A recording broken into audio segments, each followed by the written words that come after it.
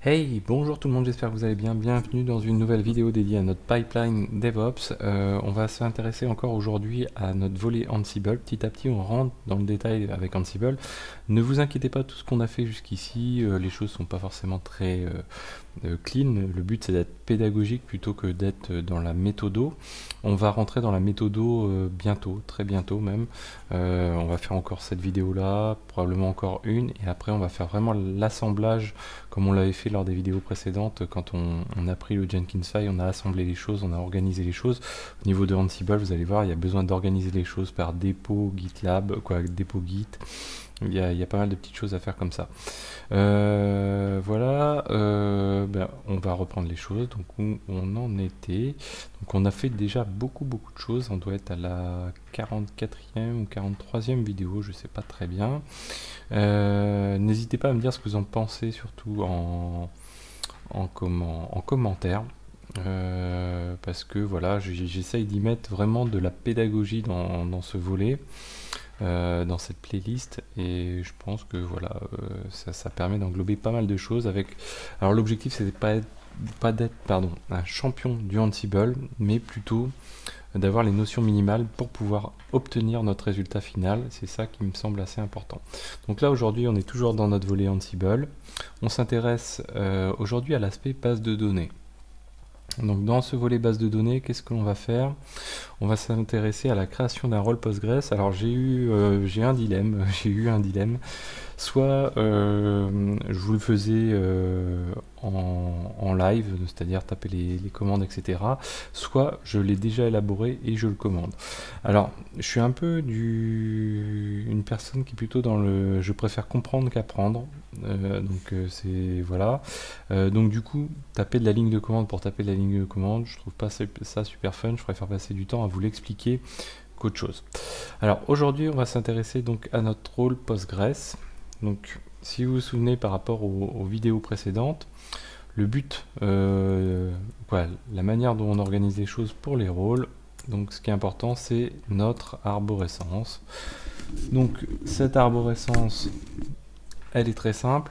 On a toujours donc notre partie de base classique, on a notre répertoire de rôles, et dans ce répertoire de rôles, j'ai été créer un rôle qui s'appelle Postgres, voilà, qui porte le nom de ce qu'il doit contenir.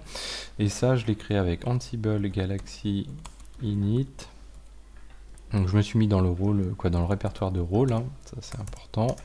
Et ensuite je fais un Ansible-Galaxy Init Postgres. Donc là je l'ai déjà fait, hein, voilà, c'est la commande que j'ai faite tout simplement. Une fois que j'ai réalisé ça, je vais me rendre donc dans rôle. Donc, dans mon rôle Postgres, j'aime bien sortir, voilà, rôle Postgres, task. Donc task étant toujours le point d'entrée dans un rôle, et le fameux main.yml. Donc dans ce main.yml, première chose, j'ai été utiliser donc un module qu'on n'a pas encore utilisé jusqu'ici. Le become yes, il n'est pas nécessaire. Donc celui-ci non plus, celui-ci non plus, celui-ci non plus. Et celui-ci non plus. Voilà, on va pas se polluer non plus. Donc, première tâche, j'ai été mettre que j'activais le passwordless au niveau du sudo pour Vagrant, notamment pour l'utilisation via le user Postgres des commandes bash.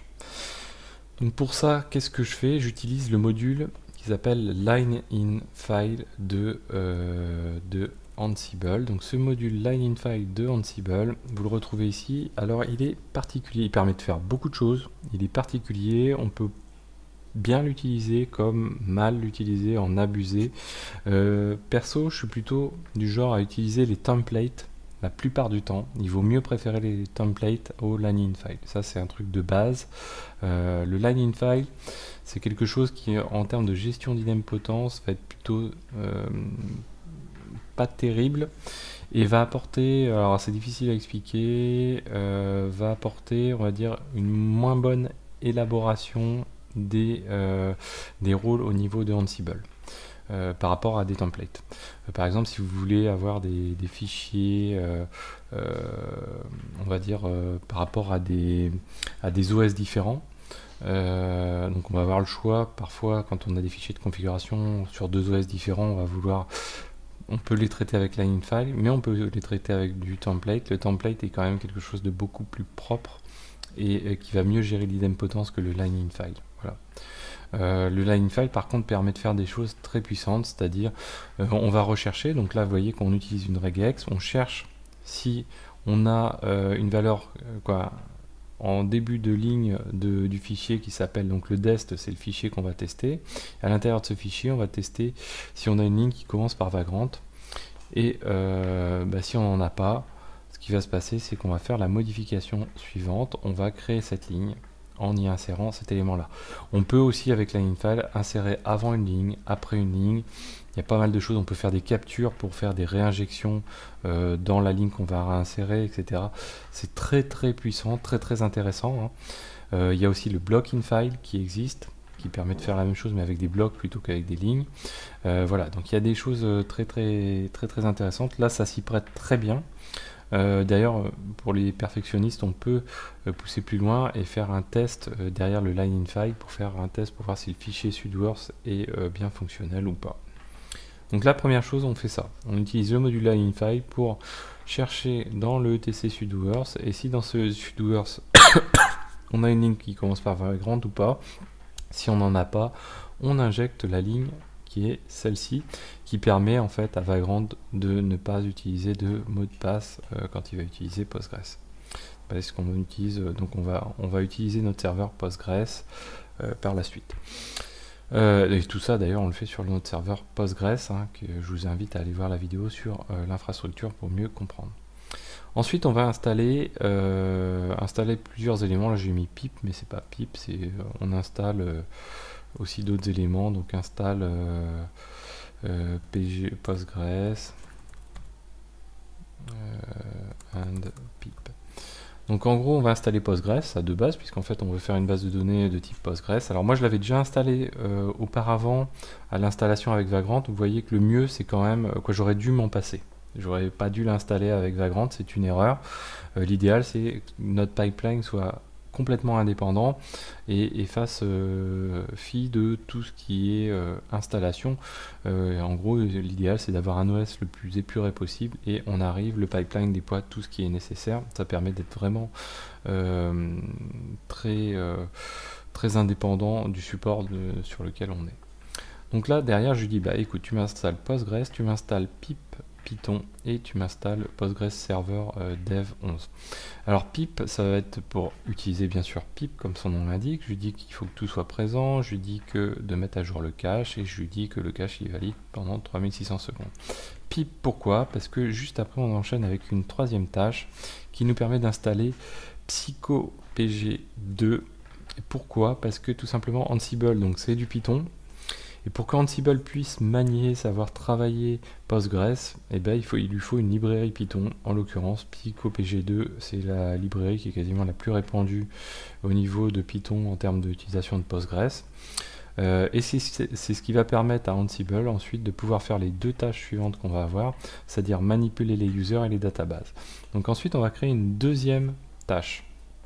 Donc dans cette deuxième tâche, on va revenir sur les variables juste après. On va utiliser le module qui s'appelle PostgreSuser de Ansible. Donc vous voyez qu'il a quand même des choix de modules assez intéressants. Et nous, notre objectif de cette tâche, c'est de créer un user. En l'occurrence, ça va être de créer le user Vagrant avec son password Vagrant. Le user en termes de base de données, pas en termes de système.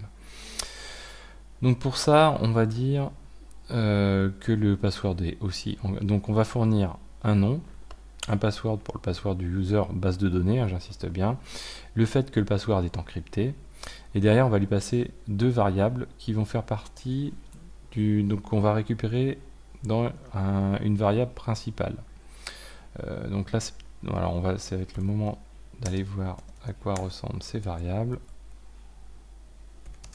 Voilà, donc là, mes variables, moi je les rentre dans le groupe vars, et là en l'occurrence, j'ai été créer un groupe vars pg.yml en référence au groupe, donc au passage, donc l'inventory. L'inventory, j'ai été créer un groupe qui correspond à mon serveur en question. Donc mon serveur c'est celui-ci. et j'ai été créer un groupe PG. Donc du coup, quand je fais mon groupe var, je crée, si j'ai des choses à apporter dessus, un pg.yml. Dans ce pg.yml, j'indique des pg settings, donc des éléments que je vais configurer au niveau de Postgres. Je vais utiliser les possibilités, les capacités de Python en termes de liste et de dictionnaire. Donc pour ça, je vais créer une liste, un dictionnaire, plutôt, deux dictionnaires imbriqués. Un premier élément où on va lister un dbName, et dans ce dbName, on va avoir un dictionnaire où on va lister donc dbName pour database, pour le nom de la database. Donc on va lister le nom de la database. Donc en l'occurrence, là cette fois-ci, je veux qu'elle s'appelle formation, et à qui elle va appartenir. En l'occurrence, Vagrant, mon user Vagrant. Deuxième chose, ensuite le users que je vais vouloir créer, ou plusieurs users, c'est aussi là pour ça qu'on a un tiret ici, on va pouvoir en créer autant qu'on souhaite. Là en l'occurrence, moi je crée Vagrant avec un password qui est Vagrant également.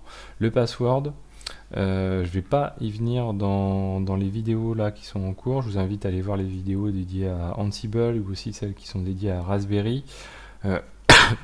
L'idéal c'est de volter, c'est-à-dire de chiffrer le mot de passe qui est là et de ne pas le stocker en clair, ce que permet de faire très facilement aussi Ansible.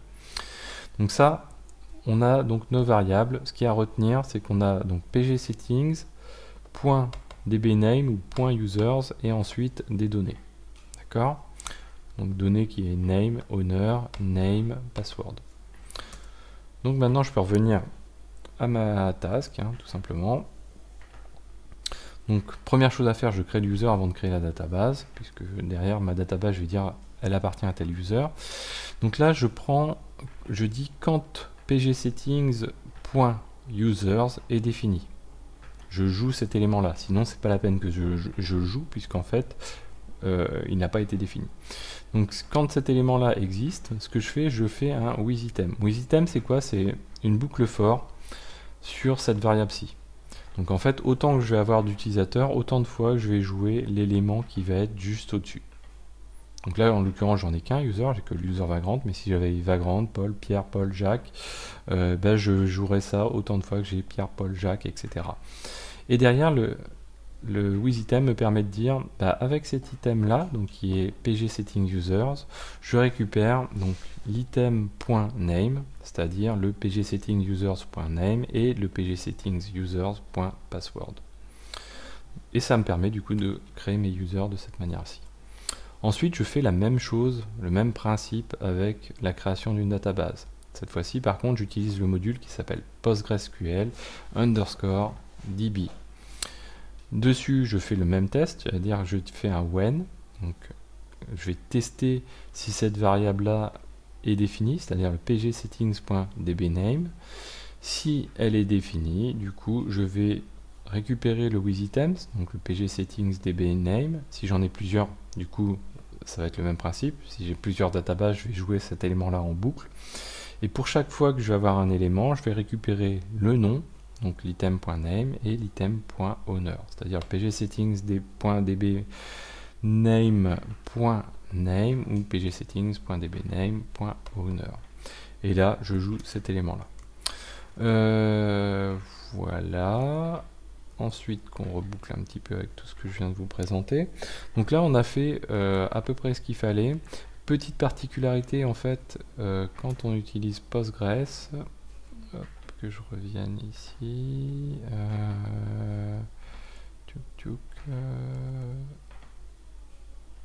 Non, on est pas mal. Je pense qu'il doit me manquer un élément, il me semblait. On va faire enregistrer. On va regarder. Hop, je crois qu'il me manque. Become user, voilà. Le become user Postgres. Pourquoi il est plus là? Je ne sais pas. Ici, donc, on va passer à become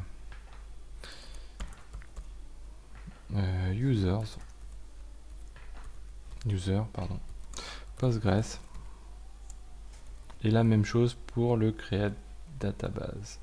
Voilà. Donc là, c'est pourquoi, c'est tout simplement pour dire que on est Postgre quand on va réaliser cette action là. celle-ci, la création du user, la création de la database. Pourquoi? Parce que pour ceux qui connaissent Postgres, quand on fait, donc bah, on peut le faire d'ailleurs, quand on fait ici sudo, donc pour interagir avec Postgres quand on est sur le, donc là c'est ce que va faire Ansible, quand on est sur le serveur en question, on est obligé de se connecter en tant que user Postgres, c'est pour ça qu'on met le become user Postgres, et derrière Ansible va jouer le fameux PSQL, etc. Donc là on va jouer ça. Ah oui, petit autre élément, et j'ai rajouté un fichier ici qui s'appelle ansible.cfg. Ce ansible.cfg, je ne vais pas aborder cette question là, on peut le mettre à l'endroit où on va jouer les choses. On peut le mettre aussi dans etc.ansible.ansible.cfg à la racine dans notre serveur. Donc c'est une question que j'avais déjà là, quand on a conçu le script d'installation de notre infrastructure pour le user Jenkins, on a déjà cet élément là. Je vous invite à aller le revoir. Cet ansible.cfg, il permet d'utiliser le pipelining qui est une option de SSH, et le default qui permet d'autoriser tout le monde à lire le fichier tmp file, qui est le fichier qui est déposé par Ansible sur le serveur distant pour pouvoir l'exécuter. Voilà, et ce qui permet, quand je suis Postgre, d'utiliser ce serveur tmp. Donc moi je vais retrouver, donc je vais faire un ansible-playbook-i mon inventory -k -u vagrant, pour dire que j'utilise le user vagrant, -k parce que je utilise comme un ringard le password, et là je lance ici, donc je lance l'exécution. Donc là il vient de faire les éléments, alors il y en avait déjà qui étaient réalisés, ceux-là. Par contre vous voyez que la base de données n'était pas créée, donc là je lui ai demandé de créer une base de données qui s'appelle formation, hein, si vous vous souvenez. Et donc si je fais un anti/l, qu'est-ce que j'ai? J'ai la base de données qui s'appelle formation, qui est déjà créée. Moi j'avais déjà créé d'autres bases, donc nous l'objectif, après quand on va vraiment rendre les choses plus robustes et plus universelles, ça va être de créer donc cette base, ou de s'assurer, même si elle est déjà créée, ce qu'on veut c'est toujours s'assurer que les choses correspondent à l'applicatif qu'on va déployer.